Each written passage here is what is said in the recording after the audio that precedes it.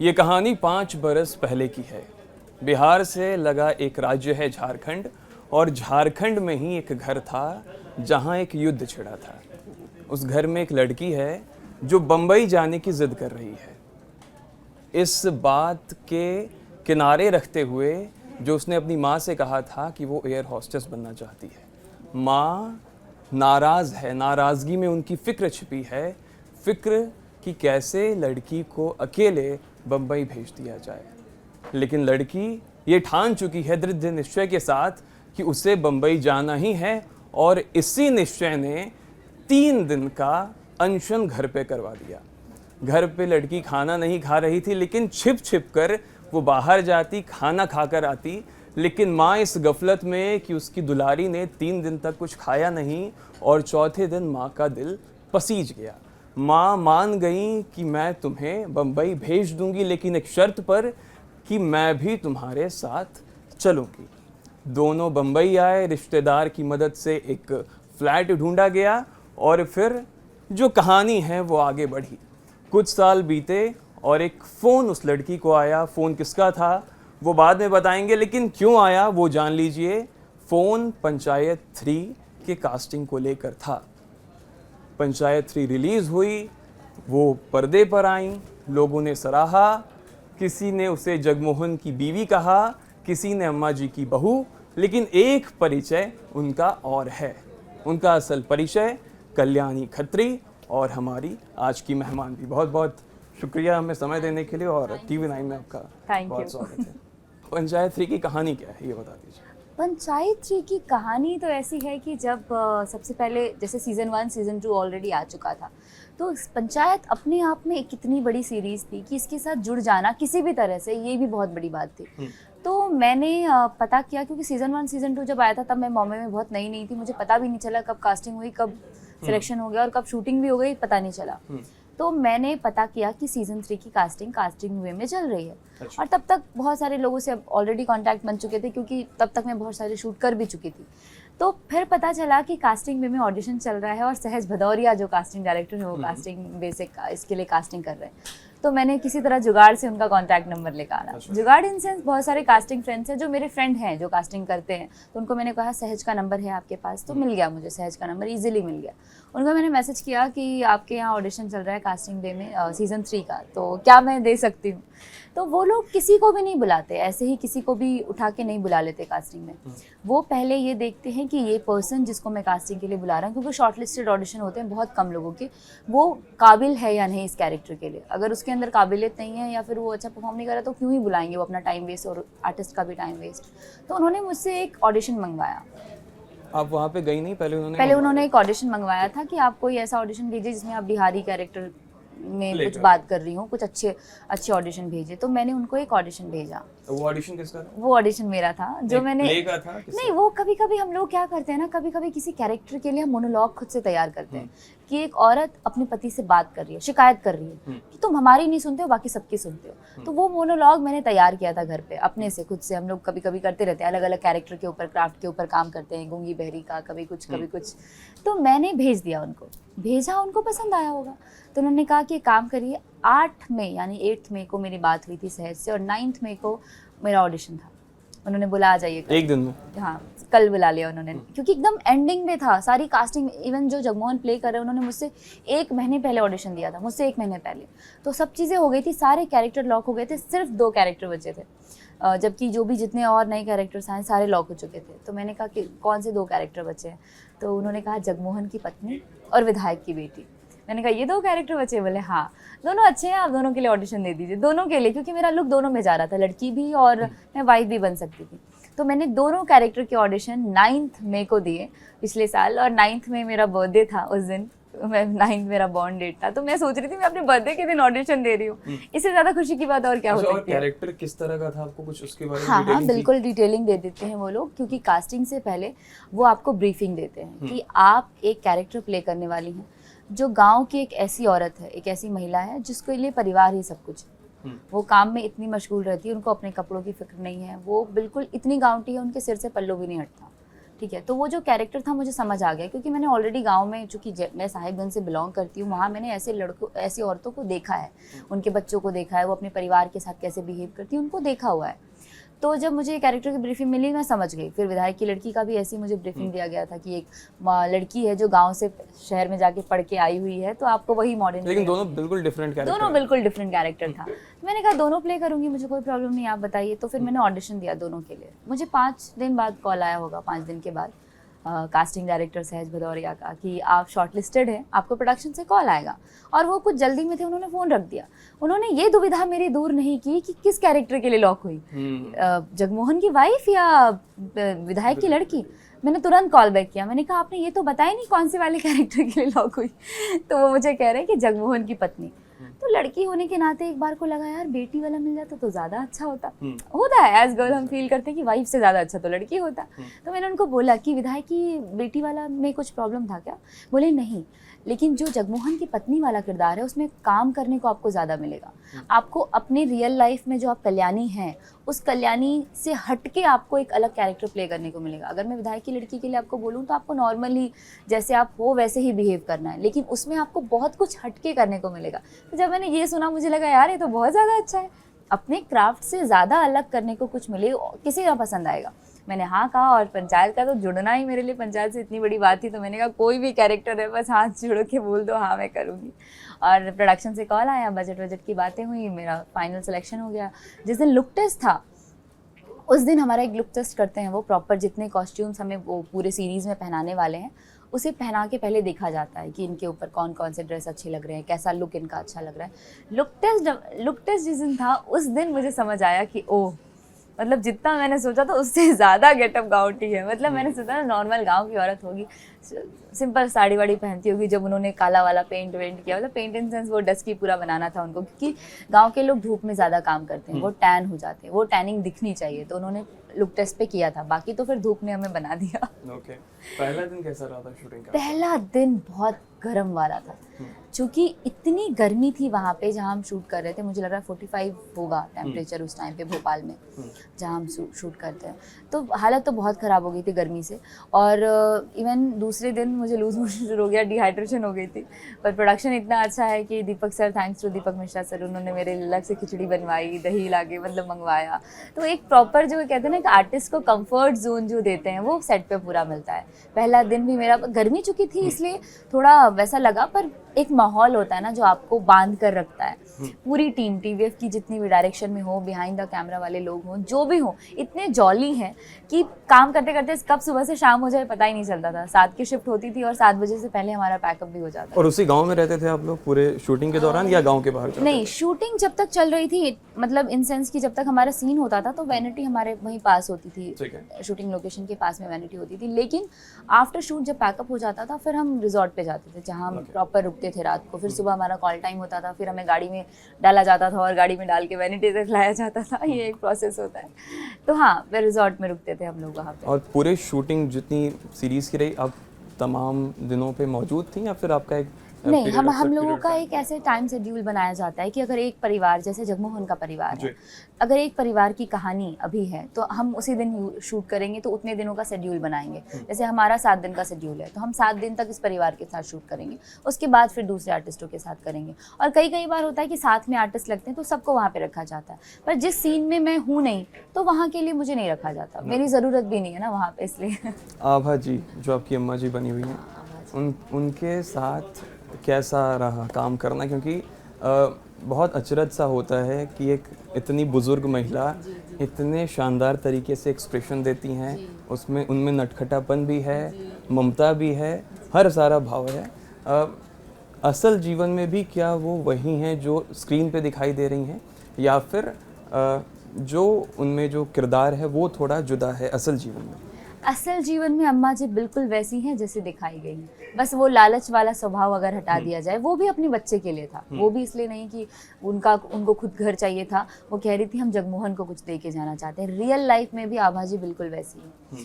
आभा जी को कानों से थोड़ा कम सुनाई देता है, तो इसलिए जब हम सीन करते थे तो कई बार हमें बोलना पड़ता था कि सर ने कट बोल दिया, अम्मा कट हो गया। तो अम्मा कहती थी अच्छा कट हो गया। बहुत स्वीट है वो, एक्चुअली बहुत स्वीट है। तो जैसा आपने बोला नटखट, वो रियल लाइफ में भी नटखट है। अगर आप उनके साथ, मैं तो पैकअप के बाद उनके साथ ही रूम पे रुकती थी क्योंकि मुझे बड़ा मज़ा आता था। हमें सबको अलग अलग कमरे दिए गए थे, पर मैं ज़्यादातर पैकअप के बाद उनके साथ ही टाइम स्पेंड करती थी, उनकी कहानियाँ सुनने के लिए। उनके जो किस्से होते हैं ना, कैसे वो बचपन में थोड़ी मोटी थी, जीने पे गिर गई, चढ़ गई, लोगों ने शूटिंग के बहाने उनको जीने पे चढ़ा दिया, वो कैसे गिर गई, तो वो हर एक चीज़ बताती थी। और कोई उनको ऐसी नहीं थी चीज़ें कि यार मैं अपने बारे में मजाक उड़ा रही हूँ, खुद का मजाक वो खुद ही उड़ाती थी और उससे लोग हंसते थे। तो मेरे ख्याल से अम्मा जी दिलदार भी बहुत हैं। जब हम उनके साथ शूटिंग करते थे, सबके लिए मतलब मोस्टली अम्मा की तबीयत थोड़ी सी ख़राब थी, तो प्रोडक्शन उनकी ज़्यादा केयर करता आता, तो सबके लिए सब कुछ है। लेकिन उनके लिए क्या था कि वो तुरंत चीज़ें लेके आते थे, तुरंत पानी, तुरंत ग्लूकोज, क्योंकि डिहाइड्रेशन ना हो जाए, और फिर फल वल आते थे। तो जो फल वो खा रही थी सबको बांटती हैं, मतलब अगर उनके लिए आया है तो आप खुद खाइए। कभी कहेंगी सात्विक को आप खा लो बेटा, कभी मुझे कहेंगी तू खा ले बेटा, मतलब सबको, मतलब माँ जैसी। माँ जैसी। और इतनी दिलदार महिला, इतनी स्वीट हैं वो लेडी। मतलब इस एज में आने के बाद भी इतना तबीयत उनकी ख़राब रहती है, इतनी तबीयत, फिर भी वो काम करने का जो जज्बा होता है। उनको ये नहीं पता था, एक इंसिडेंट हुआ था कि सचिव जी ने इससे पहले भी बहुत काम किए हैं। वो इतनी स्वीट है, सचिव जी को पूछती है, अच्छा बेटा इसके पहले भी कोई फिल्म बनाए हो? तो अब सचिव जी बेचारे बोल रहे हैं हाँ 1-2 फिल्म बनाए हैं अम्मा। अब वो भी क्या बोले, मतलब बेचारे अब उन्होंने देखी नहीं होगी कोटा फैक्ट्री और ये, वो कहाँ देखती हूँ, किताबें पढ़ती हैं शायद। अब उन्होंने तो वहाँ खड़ा था शिवा जो उनका सहायक है, वो जाके कहता है कैसा सवाल कर रही हो, हीरो है इस सीरीज़ के, हीरो हैं। अच्छा ये हीरो है, ठीक है। मतलब वो स्वीटनेस जो होता है ना एक इंसान के अंदर, जो एक बचपना, एक नटखटपना होता है, वो है आभा जी के अंदर। अच्छा, एक सवाल जो मेरे पास आया, मेरे दोस्तों ने कहा पूछने के लिए, पंचायत में जो आपका घर है, घर के आगे जो सड़क है, ठीक है, उसको लेके सीरीज में बहुत बवाल ठीक है, तो क्या असल में वो सड़क इतनी खराब थी या शूटिंग के लिए उस सड़क को उस तरह से बिछाया गया, रोड़े डाले गए, क्या था? नहीं, वो शूटिंग के लिए तैयार किया गया है। हाँ, असल में वो वहाँ पे सड़क ही नहीं थी, सड़क थी ही नहीं, वो कोई सड़क नहीं है, वो एक खेत है। अच्छा। जिसको वो बना के तैयार किया गया है उसको सड़क दिखाने के लिए, वो कोई सड़क नहीं। तो वो जिसका खेत था उसने आपत्ति हाँ नहीं, वो उनको पैसे दिए जाते हैं, आपके खेत को यूज किया जाएगा, उसके बकायदा उनको इतने पैसे दे दिए जाते हैं जितने की वो फसल नहीं उगाते। तो बेसिकली वो लिया जाता है और लेके उस पर वो सड़क बनाई गई है ताकि वो शूटिंग के लिए यूज कर सके, वो रियल सड़क नहीं है। और गाँव कैसा? फुलेर असल नाम क्या है उस गाँव का आपको पता है? सीहोर। हाँ, भोपाल में है। अच्छा। एयरपोर्ट से आई थिंक 1.5 आवर की दूरी पे। अच्छा, और कैसे लोग हैं वहाँ पे? लोग बहुत स्वीट हैं। अच्छा। मैं सच बताऊँ तो उनको ये लगता है कि ये जो शूटिंग चल रही है मेला है। अच्छा। उनके लिए मेला है, क्योंकि इतनी बड़ी वैनिटीज़ आती हैं। नॉर्मल लाइफ में कौन किस गांव में वैनिटी रहती है, तो इतनी बड़ी वैनिटी आती है, बड़े कार आते हैं, सब स्टार लोग आते हैं, तो उनको लगता है हमारे लिए तो मेला है। अच्छे खाने बन रहे होते हैं पूरे दिन, और वो लोग भी आ जाते हैं कभी मतलब गाँव के जो बच्चे होते हैं, आज क्या बनाए कल क्या बनाए देखने के लिए, क्योंकि अलग अलग आइटम। भीड़ लगती है, ऑब्वियसली लगती है, पर लोग इतने स्वीट हैं कि परेशान नहीं करते। मतलब आपको वो एक बार को भी ये सोचने नहीं देंगे कि यार देखो यार लोग कैसे हैं, परेशान कर रहे, शूटिंग नहीं करने दे रहे। इतने अच्छे लोग हैं, उनके लिए तो बड़ा मज़ा है, दूर से देखेंगे बस, हाँ शूटिंग चल रहा है ना, उसी को एंजॉय करते हैं। एक इंसिडेंट मेरे साथ ये हुआ था कि मेरी वैनिटी थोड़ी दूर थी और चूंकि बार पानी पी रही थी तो वॉशरूम जाना था। एक लेडी खड़ी थी वहाँ पे, एक गांव की लेडी, तो मैं जा रही थी, तो मैंने कहा कार आती है हम लोगों को वैनिटी तक लेने के लिए, पर तब तक वेट करना पड़ा था। तो वो मुझसे कहती हैं आप हमारे घर में चलेंगी? मैंने कहा कहाँ पे आपका घर? तो बोली वही वाला तो है, एकदम खेत था उसके बाजू में उनका घर था। अच्छा। तो फिर मैंने प्रोडक्शन से पूछा तो मैं जाके आ जाती हूँ क्योंकि वैनिटी दूर है। तो बोल रहे हैं आपको अगर कंफर्टेबल है तो आप जाइए। वो लेडी का पूछने का तरीका मुझे बहुत स्वीट लगा, वरना मैं वैनिटी भी ही जाती। तो उन्होंने बोला ना जब, तो मुझे लगा यार इसको कितना अच्छा लगेगा, मैं इसके घर में वॉशरूम यूज़ करने जा रही हूँ। तो बोली चलिए ना प्लीज़। तो वहाँ पे एक और आदमी, एक प्रोडक्शन के कोई थे, स्पॉट बॉय या समथिंग, फिर वो साथ में गए मेरे, और फिर मैंने यूज़ किया और वापस आई। तो मतलब कहने का लोग स्वीट हैं, वो परेशान नहीं करना जानते। रघुवीर जी से मुलाकात हुई आपकी? हाँ, रघुवीर जी से हुई ना। रघुवीर जी के साथ शूटिंग से पहले एक दिन हम ऐसे ही, मतलब जिस दिन लुक टेस्ट था उसके बाद की रात की बात बता रही हूँ, हम लोग सब बैठे थे और डिनर के लिए हमने ऑर्डर किया, और रिजॉर्ट में ही उनकी वाइफ और उनका बेटा भी आया हुआ था, कबीर। हम सब साथ में बैठे थे, माधव जी थे, अशोक भी थे जो विनोद प्ले करते हैं, और खाना खा रहे थे। तो खाना आने में वक्त था क्योंकि ऑर्डर कर दिया था, अब आएगी तब जब खाएंगे। रघुवीर जी ने बोला कि आप लोगों को क्या करना है। मैं कुछ नहीं करना है, कुछ तो करते हैं, मतलब एंटरटेनमेंट के लिए गाने वाने गाते हैं। उन्होंने कहा ठीक है, मैं अपने मेकअप मैन की मिमिक्री दिखाता हूँ। अच्छा। उन्होंने अपने मेकअप मैन की मिमिक्री शुरू की और आप बिलीव नहीं करेंगे, इतनी ज़बरदस्त मिमिक्री करते हैं वो अपने मेकअप मैन की, क्योंकि उनके मेकअप मैन की आवाज़ थोड़ी सी अलग टाइप की है ना, आ करके आवाज़ निकलती है ना, पतली सी आवाज़, उनकी भी पतली सी आवाज़ है। एकदम पतली सी आवाज़ है। तो वो जो मिमिक्री उन्होंने की है ना, मैं आपको वैसे करके नहीं बता सकती, पर अगर आप कोई भी वहाँ होता है, आधे घंटे हम इतने हंसे हैं वहाँ पे, तो बहुत एंजॉय किया मैंने रघुवीर जी के साथ।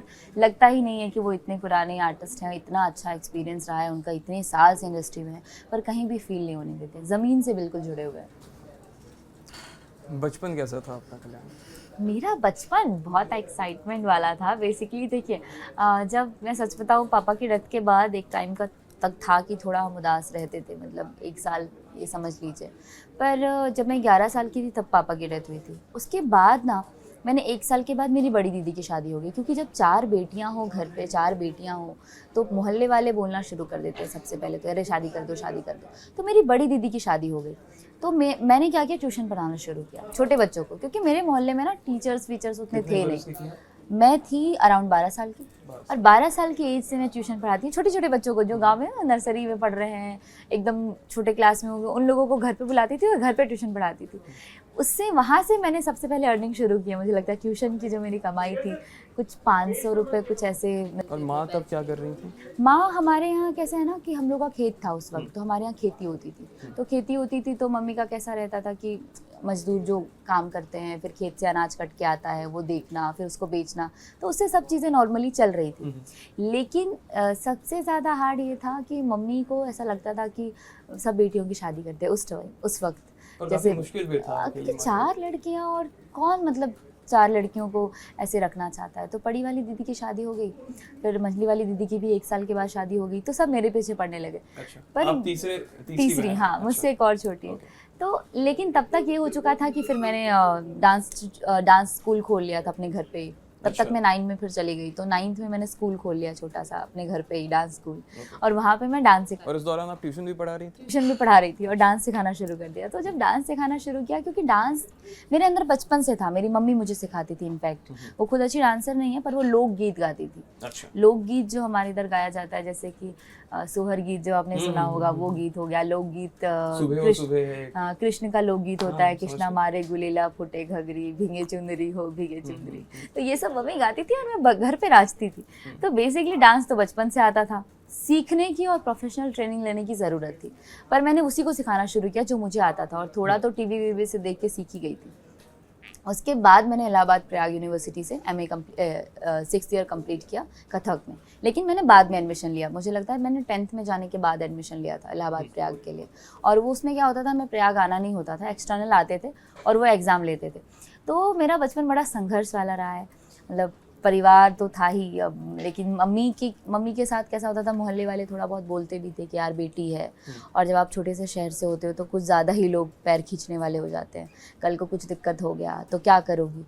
पर मेरी मम्मी का भरोसा था मेरे ऊपर, यार 2 बेटियों को मैंने सिर्फ इसी डर से कुछ नहीं करने दिया, उनकी ज़िंदगी मतलब शादी वादी कर दी, हाँ बहुत जल्दी हो गई, कम से कम एक को तो वो चांस दूँ जो वो करना चाहती है।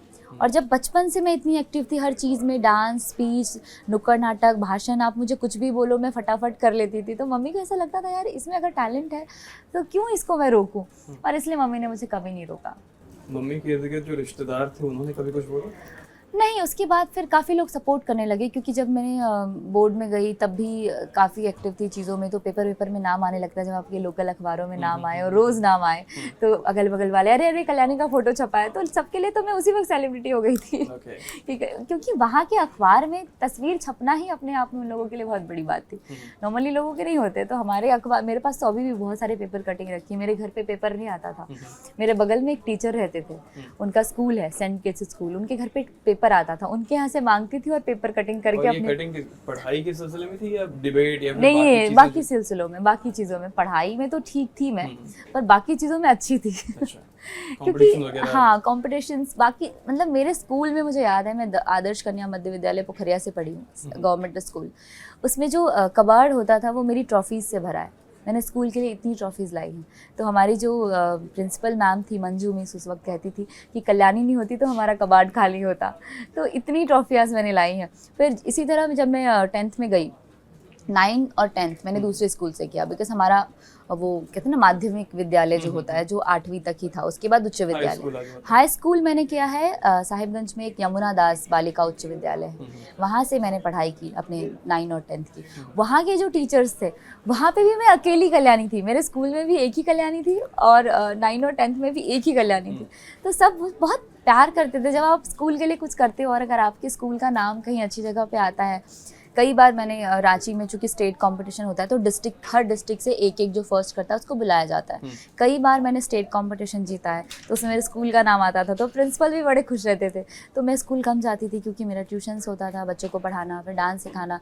तो वो बोलते थे अरे कल्याणी का है ना, कोई दिक्कत नहीं है। उन लोगों को भी कोई प्रॉब्लम नहीं होती थी कि स्कूल रोज़ आना ज़रूरी है। तो इस तरह से मेरा बचपन बीता है, बहुत अच्छा रहा है। मेरे आसपास के लोग बहुत अच्छे रहे। इंदिरा गांधी नेशनल अवार्ड जो 2016 में आपको मिला, वो कैसे मिला आपको? उसकी कहानी ये है कि जब मैं कॉलेज में गई, मैंने साहिबगंज कॉलेज में एडमिशन लिया था, जो मेरे 2012 में एडमिशन लिया। हाँ, 14 में मैंने 12th दे दिया था। उसके बाद 12 में जब मैंने एडमिशन लिया तो वहाँ पे एक प्रोग्राम ऑफिसर थे डॉक्टर रंजीत कुमार सिंह, जो एनएसएस के प्रोग्राम ऑफिसर थे। एनएसएस बिल्कुल एनसीसी की तरह होता है। एनसीसी आपने सुना होगा, नेशनल क्रेडिट कोच। एनएसएस भी वैसे होता है, नेशनल सर्विस स्कीम, यानी कि राष्ट्रीय सेवा योजना। और बेसिकली वो स्टूडेंट के लिए बनाया जाता है। तो मुझे उन्होंने कहा तुम एनएसएस ज्वाइन करो। मुझे एनसीसी करना था क्योंकि उसमें बंदूक चलाते हैं ना, परेड भी करते हैं। परेड करते हैं, मुझे वो सीखना था। तो मैंने कहा कि मुझे एनसीसी करना है। कह रहे अरे एनएसएस वालों को भी परेड करने मिलता है। और मैं तब बहुत और पतली दुबली थी। तो सर कहते तुम बंदूक उठाओगी, तुम कहाँ जाओगी, सोचो जरा, मतलब इतनी पतली तो है, बंदूक कितना भारी होता है, तुम बंदूक उठाओगी। तो मैंने कहा ठीक है सर, एनएसएस ही ज्वाइन कर लेती हूँ। तो मैंने एनएसएस ज्वाइन किया, क्योंकि एनएसएस में भी आरडी परेड होता है। एनएसएस में वो हर चीज़ होती है जो एनसीसी में होती है, सिवाय वो बंदूक चलाने वाला। तो सर ने बोला ठीक है। फिर एनएसएस ज्वाइन करने के बाद मैंने ऑल ओवर इंडिया में कम से कम 15-20 कैंप्स किए होंगे। अच्छा। जो कि जैसे किस तरह के होते हैं, जैसे मेगा कैंप्स होते हैं, एडवेंचर कैंप होते हैं। एडवेंचर कैंप मनाली, हिमाचल प्रदेश वगैरह में होता है। इसमें हम रॉक क्लाइंबिंग सीखते हैं, रिवर क्रॉसिंग करते हैं। मतलब आप ये कह सकते हैं कि इस तरह के कैंप से क्या होता है, जितने भी यूनिवर्सिटीज़ हैं इंडिया में, उनके स्टूडेंट्स को बुलाया जाता है और एक गेट टुगेदर होता है, और वहाँ पे उनको कुछ अच्छी चीज़ें सिखाई जाती है, जिसको कह सकते हैं कि लीडरशिप क्वालिटी जो सिखाने का काम करता है वो एनएसएस करता है। मैंने एडवेंचर, मेगा, यूथ कैंप सब किए। 2013 में मेरा सिलेक्शन हुआ था प्री आरडी के लिए। प्री आरडी होता है pre Republic day parade camp. अच्छा। वो ग्वालियर में हुआ था। तो उस वक्त मैं थी 2013 में, मैंने 12 में एडमिशन लिया, नहीं 13 में मैं 11th में थी, सॉरी। अच्छा। 14 में मैंने 12th दिया है, मुझे याद है। हाँ।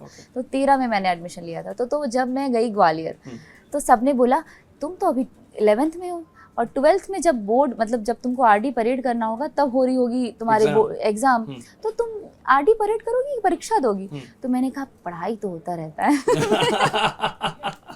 मेरा ये जवाब था, पढ़ाई तो होता रहता है, परेड थोड़ी बार बार मुझे बोल रहे होंगे कि अरे परेड करोगी, नंबर नहीं आएंगे, कॉलेज में दाखिला कैसे होगा। बस, तो मेरे साथ ये इत्तेफाक हुआ कि मैं जब यहाँ से दिल्ली से टीम जाती है प्री आरडी कैंप्स में वॉलंटियर्स को सेलेक्ट करने के लिए, क्योंकि झारखंड से सिर्फ 3 लोगों का सिलेक्शन होना था, सिर्फ 3। अच्छा।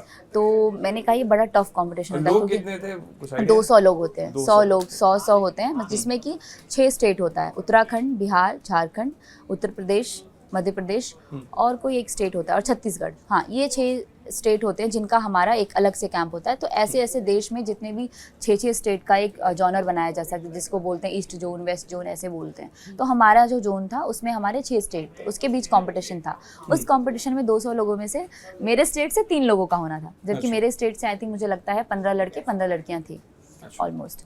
तो अब मैंने कहा ये तो टफ हो जाएगा यार, अब मैं 12th में भी हूँ, मेरे लिए तो और ज़्यादा मेहनत बढ़ गई, क्योंकि अगर मैं नहीं गई आरडी तो मेरा तो नाक कट जाएगा कॉलेज। आपने कोई कंपटीशन की तैयारी तो नहीं शुरू की थी ना? IIT, MBBS? मुझे इतना पढ़ने में कोई इंटरेस्ट नहीं था, ऑनेस्टली बताऊँ। मैं पढ़ाई में ऐसा था, बस पढ़ रही हूँ डिग्री लेने के लिए। मुझे मास कॉम करना था, सबसे बड़ी बात तो, पर मेरे कॉलेज में मास कॉम नहीं था, तो मुझे आर्ट्स लेके पढ़ना पड़ा। तो मैंने इकोनॉमिक्स ले लिया था बाद में।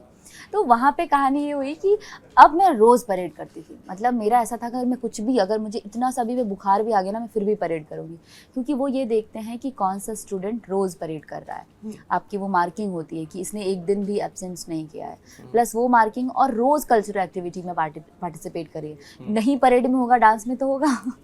तो मैं रोज़ करती थी। बीच में मेरी तबीयत ख़राब हुई, फिर भी मैंने तबीयत ख़राब में भी किया। और उसके बाद जब दिल्ली से टीम गई तो इंटरव्यू होता है, ऐसे आपको सामने बिठाएंगे और पूछेंगे कि आप आरडी क्यों जाना चाहती हो।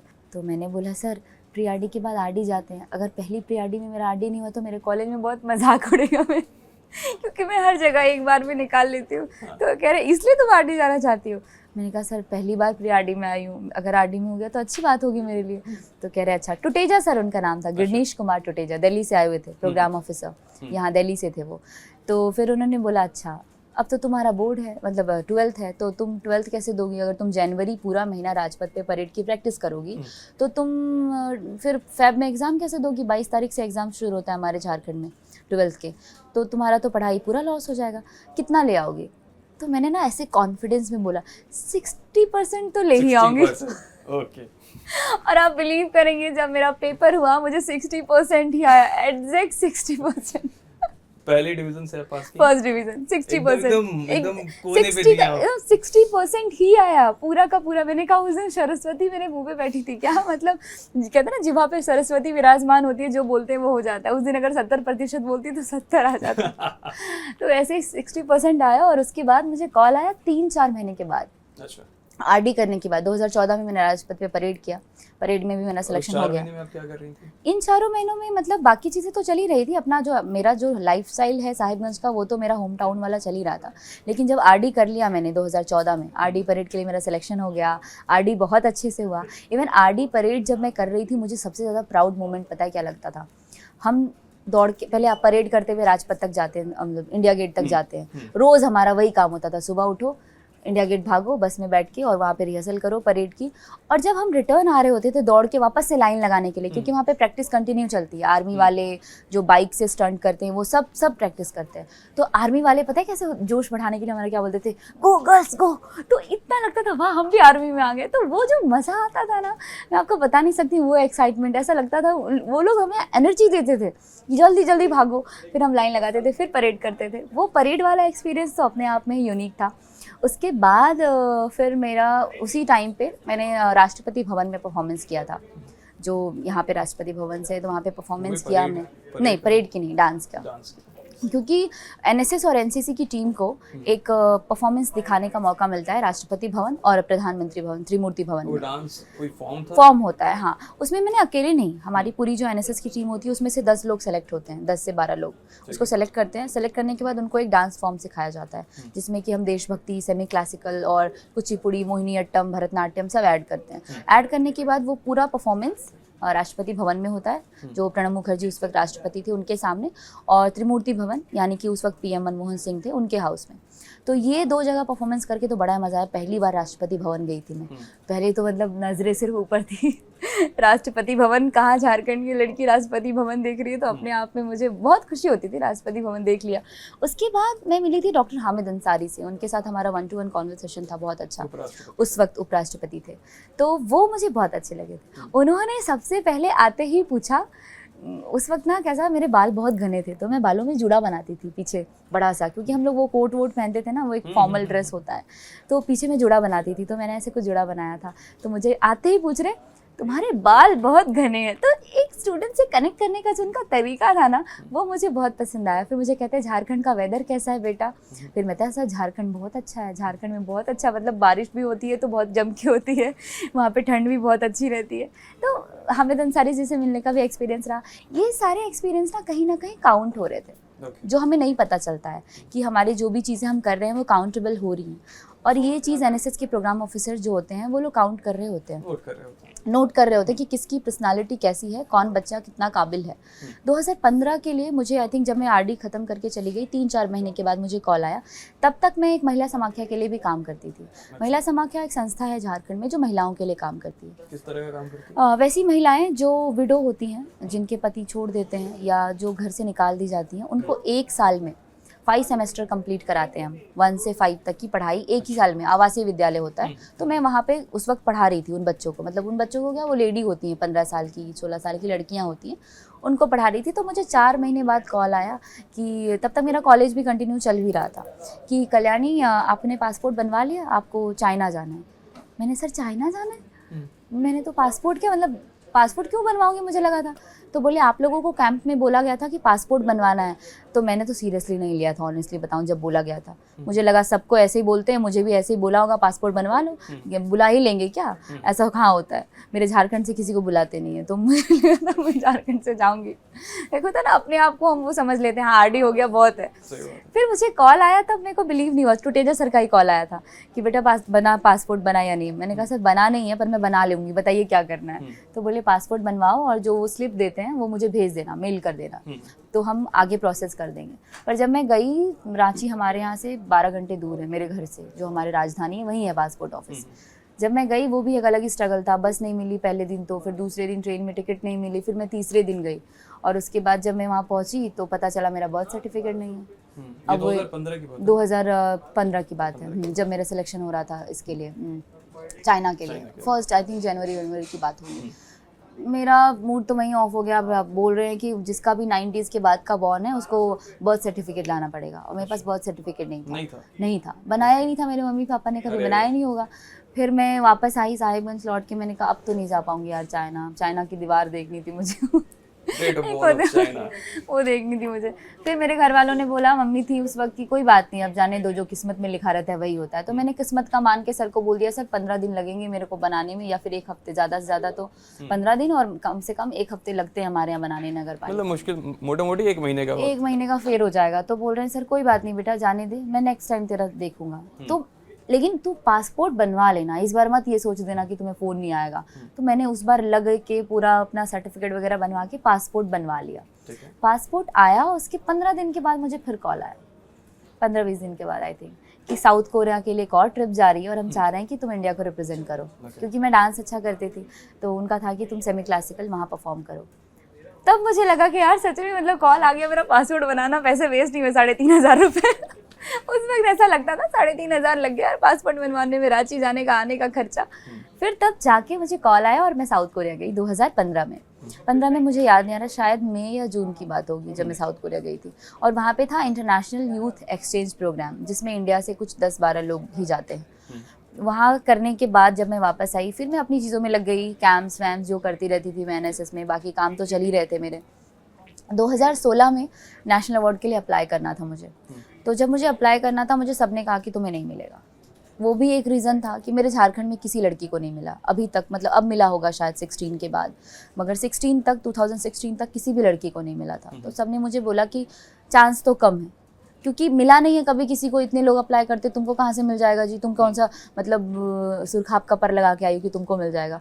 मैंने कहा ये भी सही बात है यार, पर कोशिश तो की है मैंने, इतना कैंप किया है, blood donation camp, plantations camp, मतलब अवेयरनेस कैंप्स, मैंने इतने नुक्कड़ नाटक किए, सबके मेरे पास प्रूफ थे, सबके पेपर कटिंग्स वगैरह थे, हम जमा सोशल चीज़ों के लिए बेसिकली। तो वो क्या कहते हैं ना कि जब हम 100 पेज का डॉक्यूमेंट सबमिट करते हैं दिल्ली में, और वो उसका बहुत लंबा प्रोसेस होता है, उसमें बताने जाऊँगी तो बड़ी लंबी कहानी है, तो वो देखते हैं कि इसके अंदर काबिलियत कितनी है, मतलब इसने सोशल सर्विस के साथ और भी क्या क्या चीज़ें हैं, वो पूरी एक्टिविटीज़ आपकी काउंट होती है आपके फाइल के अकॉर्डिंग, और उसमें आपका परेड, डांस, सब इंक्लूड होता है। तो उसके जो कुछ फोटोज़ होते हैं हम उसमें लगाते हैं।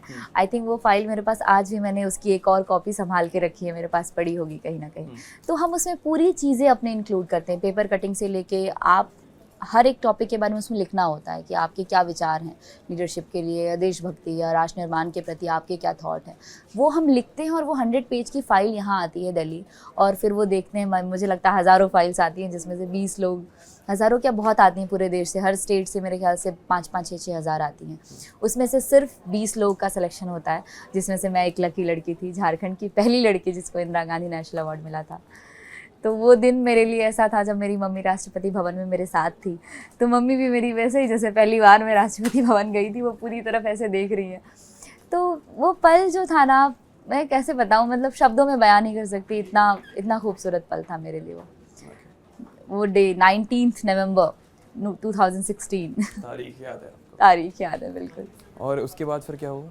उसके बाद मुझे मेरे होम टाउन में मैंने जॉब वॉब करना शुरू किया, मैं SBI लाइफ इंश्योरेंस में मैंने ऑफिस असिस्टेंट का जॉब ज्वाइन किया, अच्छी खासी सैलरी मिल रही थी और वहीं काम कर रही थी। उसके पहले भी मैंने बहुत सारे दिल्ली में कॉम्पिटिशन्स होते रहते हैं, जैसे कि नेशनल लेवल डिक्लेमेशन कॉन्टेस्ट हुआ था 2016 जनवरी में, जिसका टॉपिक था पैट्रोटिज्म एंड नेशन बिल्डिंग, देश प्रेम एंड राष्ट्र निर्माण। उसमें मैंने भाषण दिया था और 10 मिनट के मुझे 1 लाख रुपए मिले थे। दिल्ली में हुआ था वो, आई थिंक ये 2016 की बात है, 2016 में जनवरी में इंडिया हैबिटेट सेंटर में हुआ था। ये NYK ने ऑर्गेनाइज किया था, भारत सरकार का ही एक पहल थी कि यूथ आए और एक ऐसे मंच मिले उनको कि वो अपने मन की बात रख सके कि वो क्या सोचते हैं। और क्या उसमें भी एक कैटेगरी होती थी, सेलेक्ट होके बच्चे जाते थे? हाँ, इसका कंपटीशन मतलब मैं सोच रही हूँ कि कितने ग्राउंड लेवल से शुरू किया था इन लोगों ने। पहले ब्लॉक में कंपटीशन होगा, अगर आपने ब्लॉक में फर्स्ट किया तो आपको डिस्ट्रिक्ट में लेके जाएंगे, अगर आपने डिस्ट्रिक्ट में भी फाइट करके फर्स्ट किया तो आपको स्टेट भेजेंगे। स्टेट में हर डिस्ट्रिक्ट से एक बंदा आता था जो फर्स्ट करता था और स्टेट में वहाँ पे फाइट होती थी, और अगर स्टेट में आपने फर्स्ट किया तब आपको नेशनल लेवल में। तो बड़ा काफी चरण, और हर जगह पे प्राइज मिलते थे और पैसे मिलते थे, तो किसी को खुशी नहीं होती, आप बताओ। और वो सेविंग्स में जाते थे वो सेविंग्स में जाते थे। मतलब मुझे ऐसा लगता है, मैंने ब्लॉक में फर्स्ट किया था तो मुझे मिले थे 5,000 रुपये, फिर मैंने डिस्ट्रिक्ट में फर्स्ट किया था मुझे मिले थे 15,000 रुपये, फिर मैंने स्टेट में भी फर्स्ट किया मुझे मिले 35,000 रुपये, और फिर मुझे मिला 1 लाख रुपये। लगातार आपको पैसे, मतलब 5 से 1 लाख तक जी। नेशनल लेवल डिक्लेमेशन कॉन्टेस्ट में सेकंड प्राइज मिला था, क्योंकि 2 दिनों का कंपटीशन था। फर्स्ट डे मेरा हो गया था और सेकंड डे और भी लोग थे, तो मेरे ख्याल से काफ़ी ऐड, जो पॉइंट्स बोलते हैं ना, ऐड करने को लोगों को मौका मिल जाता है दूसरे दिन जो स्पीच देते। मेरा पहले दिन था, तो फिर भी मुझे जब मिला ना तो मैं सच में बहुत खुश थी, क्योंकि साउथ से जितने भी लोग आए थे ना, इतनी हाईटेक इंग्लिश में उन्होंने भाषण दिया था। मैं तो अंग्रेजी में दिया, हिंदी में? मैंने हिंदी में दिया था, शुद्ध हिंदी में दिया था मैंने। उस वक्त मेरी डिक्शन भी माशाअल्लाह होगी, मुझे ऐसा लगता है। वो मतलब बोलता है ना, शादी को शादी, देश को देश, हम ऐसे ही बोलते थे तब। झारखंड में थे, कभी थिएटर नहीं किया था, कुछ नहीं, तो वैसी ही हिंदी थी मेरी। स्त्रीलिंग भी और पुल्लिंग भी गड़बड़ाया हुआ नहीं, वो बहुत अच्छी थी, क्योंकि भाषण देती थी ना मैं वहाँ पे। एक्चुअली हमारे यहाँ टीचर्स भी वैसे बोलते हैं ना, देश को देश बोलते हैं, शादी को शादी बोलते हैं। अगर आप करेक्ट नहीं बोलोगे तो बच्चे कैसे करेक्ट बोलेंगे? वहाँ गड़बड़ है, हाँ गड़बड़ है। पर उस वक्त खराब थी, लेकिन थिएटर जाने के बाद सब सही कर लिया मैंने। और थिएटर आपने कब शुरू किया था? थिएटर मैंने साथ ही साथ शुरू रखा था। 2017 में जब मैंने MA में एडमिशन लिया, मुझे MA नहीं करना था क्योंकि मेरे पास कोई ऑप्शन नहीं था, इसलिए मैंने एडमिशन ले लिया कि चलो यार पढ़ाई साथ ही साथ चलती रहेगी। मैंने पढ़ाई को कभी सीरियसली नहीं लिया। मैं सिर्फ पढ़ रही थी डिग्री लेने के लिए, क्योंकि मैं बाकी चीज़ों में बहुत माहिर। तो कुछ सोच रखा होगा ना आपने कि क्या करना है ग्रेजुएशन के बाद? ग्रेजुएशन के बाद मुझे करना था कि करीम सिटी में जाके मास कम्युनिकेशन का कोर्स करूँ। क्या वो जर्नलिज्म के लिए था या किसी और चीज़? किसी चीज़ में तो जाऊँ जहाँ पे मुझे कैमरे के सामने रहने मिले। मतलब फील्ड तो मुझे यही ज्वाइन करना था, पर मुझे कहीं से नॉलेज ये मिली थी, अगर तुझे इस फील्ड में जाना है तो तुझे मास कॉम करना चाहिए, या तो फिर एक्टिंग सीख कहीं जाके। उसका तो कोई साधन नहीं था दूर दूर तक। तो मेरे झारखंड में जमशेदपुर में एक यूनिवर्सिटी है, करीम सिटी यूनिवर्सिटी, जहाँ पे मास कॉम था। बाकी मेरे यहाँ साहिबगंज में बिल्कुल नहीं था। मैंने कहा वहाँ जाऊँगी, फिर हॉस्टल का खर्चा, मम्मी ने वो सुनाया हॉस्टल का खर्चा लगेगा, फिर उसके बाद वहाँ कैसे तुम अकेले रहोगी, घर पे तो तुमको मतलब एक काम नहीं करने देते हैं, फिर तुम तब इतना कर पाती हो, वहाँ कैसे करोगी? मैंने कहा ये सब सही बात है, फिर मैं यहीं पढ़ लेती हूँ, MA ही कर लेती हूँ। तो एडमिशन ले लिया। आपने अपने गृह जिला में ही इसको किया था? हाँ, तो फिर मैंने एडमिशन ले लिया, इकोनॉमिक्स से MA मैंने किया है साहिबगंज कॉलेज से ही। पर साथ ही साथ मैंने सोचा मैं जुगाड़ लगाती हूँ कि बॉम्बे जाया कैसे जाए, क्योंकि मेरे दिमाग में बॉम्बे चल रहा था। लेकिन इससे पहले एक एयर होस्टेस वाला भी सीन हुआ। हाँ, वही बता रही हूँ। तो 2017 में मेरे दिमाग में ये आया कि मैं फ्रैंकफिन ज्वाइन करती हूँ, क्योंकि 1-2 लोग, क्योंकि NSS के इतने सारे फ्रेंड्स बन गया था मेरा ऑल ओवर इंडिया में, महाराष्ट्र में भी, हर जगह। तो उन्होंने मुझे सजेस्ट किया कि तू एक काम करना, एयर होस्टेस बन जा और बेस ले लेना बॉम्बे, फिर बॉम्बे तुझे बेस मिलेगा तो तू यहाँ पे ऑडिशंस देना। अच्छा। ये जुगाड़ था मेरा। मतलब साथ में साथ आप ऑडिशंस भी देते रहो और एयर होस्टेस वाला जॉब भी करते रहो। फिर मैं चली गई कोलकाता। मैं भी ऐसे ही हूँ, मतलब फटाफट कुछ चीज़ें हो जाएं, ऐसा होता है ना कि। और ये MA के दौरान ही आप? MA के दौरान ही, हाँ। क्योंकि ऐसा होता था, हम रेगुलर कॉलेज उतना ज़्यादा नहीं जाते थे, बीच बीच में अपनी चीज़ें, अपनी सारी एक्टिविटीज़ करते रहते थे। तो मैं चली गई। जब मैं वहाँ गई मुझे 1 महीने ही पूरे हुए थे, और मेरा बीच बीच में कैसा होता था, मैं वहाँ 4 दिन क्लास करती थी, 3 दिन यहाँ अपना कॉलेज अटेंड करती थी, यहाँ आ जाती थी, 2-3 दिन कर लिया, कभी फ्राइडे सैटरडे ऐसे करके मिला जुला के काम चल रहा था। पर वहाँ पे मैंने वॉक इन इंटरव्यूज़ देना शुरू किया। इंडिगो के और इसके हयात में इंटरव्यूज़ चलते हैं, हयात होटल जो है वहाँ कोलकाता में। तो मेरी जो सीनियर्स थी उनके साथ मैंने दोस्ती कर ली। मैंने कहा जूनियर वालों से दोस्ती करके फ़ायदा नहीं है। सीनियर ज़्यादा समझाएंगी। मैंने उनसे दोस्ती की और उनके साथ इंटरव्यूज देने जाती थी। जब इंटरव्यू चलते थे ना तो मैं उनको पहले तो 1-2 राउंड में मैंने देखा कि करते क्या ये लोग। 1-2 राउंड में रिजेक्ट होके आई, अबाउट योर सेल्फ पूछते हैं, उसके बाद फिर जीडी कराते हैं, ग्रुप डिस्कशन होता है जिसमें एक टॉपिक देते हैं कि बताओ कि television is a idiot box, a knowledge box, क्या लगता है आपको। उस पर जेडी होता है, ग्रुप डिस्कशन होता है, वो देखते हैं कि कौन अच्छा है बोलने में, इसकी स्माइल बहुत अच्छी है। प्रो और अगेंस्ट में हाँ, 2 ग्रुप को रखते जी। तो ऐसे करते करते मेरा भी उनके साथ जाना आना होने लगा। पर वो जो दीदी थी, मेरा सिलेक्शन भी इवन इंडिगो में हो जाता, पर फाइनल सिलेक्शन जिस दिन था दूसरे दिन मैं नहीं गई। वो जो दी थी वो बोली अगर तेरा हो जाएगा ना, जब तेरा एग्रीमेंट हो जाएगा तुझे फिर ट्रेनिंग दी जाएगी 3 महीने की और फिर उसके बाद फ्लाई करने दिया जाएगा, तब तक तुझे ग्राउंड स्टाफ मिलेगा कोलकाता में। उनके एक दोस्त को उन्होंने दे दिया था ग्राउंड स्टाफ, वो 6 महीने से कोलकाता में ही ग्राउंड स्टाफ कर रही थी कि अगर तुम चाहती हो कि तुम्हारा लाइफ इसी में अटक के रह जाए तो फिर तुम वही करती रह जाओगी। उससे ज़्यादा अच्छा ये है कि तुम काबिल हो, तुमको अच्छा डांस आता है, तुम अच्छी एक्ट्रेस हो। और वहाँ पे भी मैंने जाते ही पता कर लिया था कहाँ पे बंगाली प्ले होते हैं।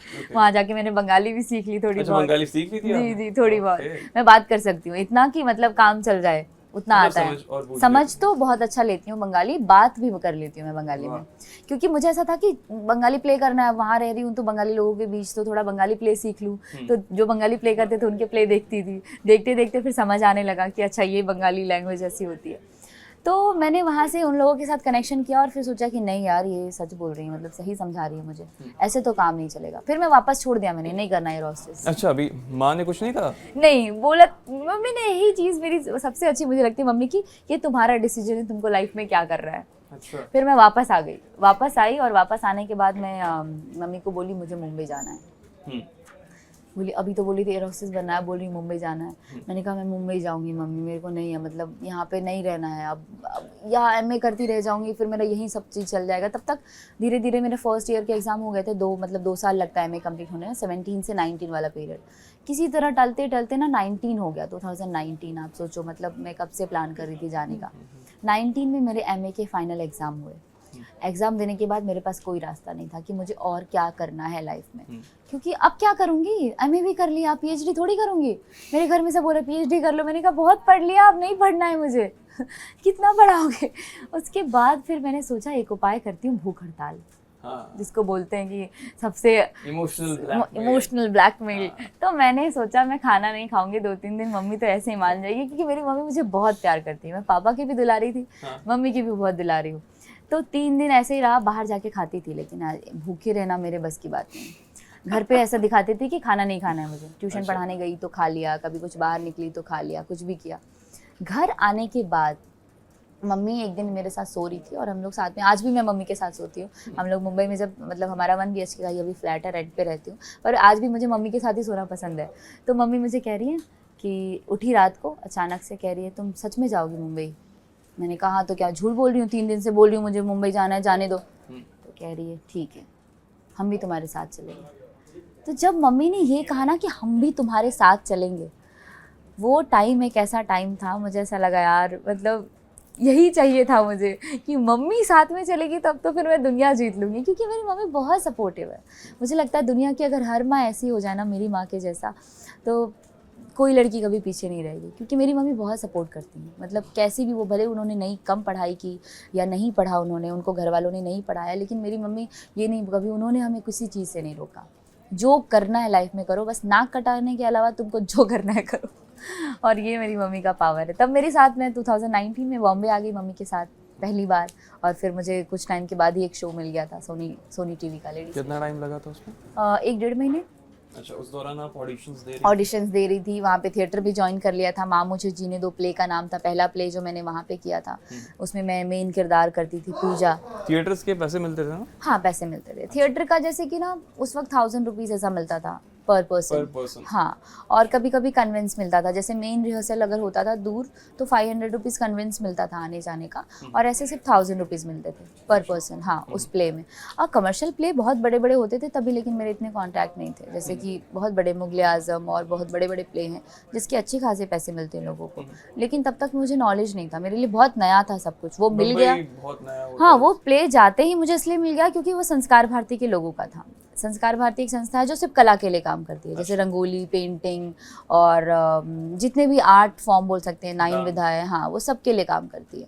तो मैंने जाते ही उनको ज्वाइन किया, क्योंकि और पहले से कॉन्टैक्ट थे मेरे पास। मैंने यहाँ से जुगाड़ लगाया दिल्ली में, दिल्ली से जुगाड़ लगाया मुंबई में, और मुंबई में जो लोग थे उनको जाके मिली। आज भी वो भैया मेरे घर आते हैं, उनका नाम है जगदीश निषाद। मैं उनको अपने भाई से जैसा मानती हूँ, राखी भी बांधती हूँ उनको। दोनों बच्चियाँ मेरे को बुआ बोलती हैं। तो एक परिवार मुझे बॉम्बे में जाते ही मिल गया, और उस दिन से फिर मैं बॉम्बे में हूँ। 5 साल का ये स्ट्रगल, और मुझे लग रहा है 5 साल के बाद मुझे एक ऐसा अच्छा मौका मिला है। 5 साल में आपने क्या क्या किया?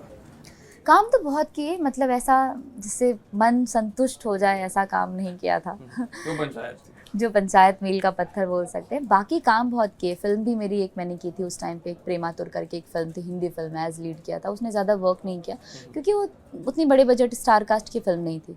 उसके बाद मुझे रंगोली मिल गया था। रंगोली फिर मैं जब होस्ट कर रही थी तो मेरे लिए ऐसा था कि 3 दिन तो जाना ही है दूरदर्शन के ऑफिस। तो एक होता है ना फिक्स, कुछ आने लगता है तो फिर आप अपने क्राफ्ट के ऊपर काम करते, मोटिवेशन मिल जाता है। फिर मोटिवेशन मिल जाता है कि वो तो चल ही रहा है। तो फिर मैं अपने क्राफ्ट के ऊपर काम करने लगी, जैसे कि अलग अलग किरदार के बारे में सोच के उनके मोनोलॉग लिखना, उसका ऑडिशंस बनाना। फिर मुझे एक और सीरीज़ मिली थी मनोज जोशी जी के साथ, मैंने किया, अभी MX पे भी है। कॉमेडी ड्रामा है, फैमिली ड्रामा बिल्कुल, हाँ, the second honeymoon comedy series है पूरी। आप फैमिली, आप हंसेंगे उसमें बहुत। मनोज जोशी मेरे फादर हैं, उसमें शालिनी कपूर मेरी मदर हैं, और वो हमने प्ले किया था। उसमें मैं चुलबुली नटखट सी छोटी सी बच्ची, जिसको बोलेंगे घर की सबसे छोटी लड़की, उसका किरदार प्ले किया है। और फिर ऐसे करते करते बहुत काम किए, एड्स भी काफ़ी किए। Dabur fem bleach, Kesh max Ayurvedic hair oil, Mangalam cloud kitchen, passion acting institute है एक हमारे बॉम्बे में, उनका ऐड किया। तो ऐसे बहुत सारे एड्स करती रहती थी। एड्स में थोड़े पैसे ज़्यादा मिलते थे, इसलिए खुशी ज़्यादा होती थी।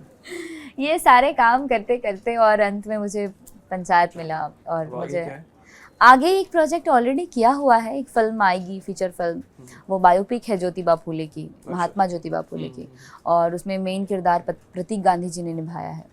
प्रतीक गांधी जी काफ़ी वेल नोन एक्ट्रेस हैं, आप एक्टर हैं, जानते होंगे। उनके साथ उनकी वाइफ सावित्रीबाई फूले का किरदार निभाया है पत्रलेखा ने, जो कि राजकुमार राव की वाइफ हैं। और मैंने उसमें कैरेक्टर किया है मुमताज़ का जी। तो आपको जल्दी ही मे भी शायद थिएटर में आएगी तो आपको देखने को मिलेगा। और भी बहुत सारे प्रोजेक्ट्स लाइन अप है, 1-2 तो किए भी हैं, लेकिन जब तक वो नाम रिवील नहीं करते तब तक हमें नहीं कर।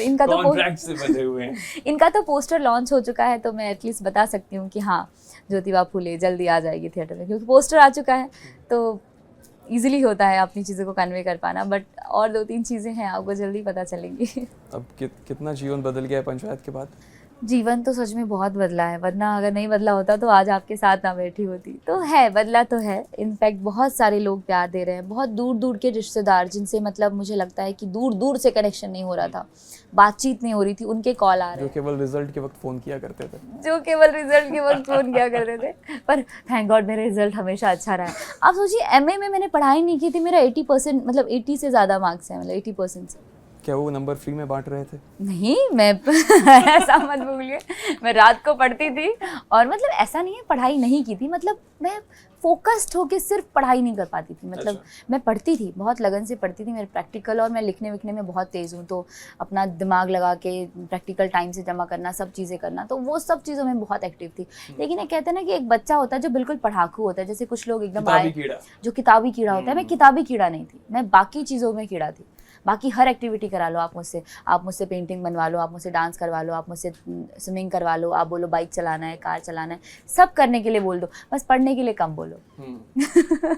सही है। और अब यहाँ से आगे का सफ़र कैसा रहने वाला है? कुछ यहाँ से आगे का सफ़र क्या तो सोचा है भविष्य में पता है क्या सोचा है? एक अच्छी अदाकारा बन जाऊँ, ये काफ़ी है। और अच्छे डायरेक्टर्स के साथ जो सच में ज़मीन से जुड़ी चीज़ें बनाते हैं, जैसे TVF ने जो बनाया है।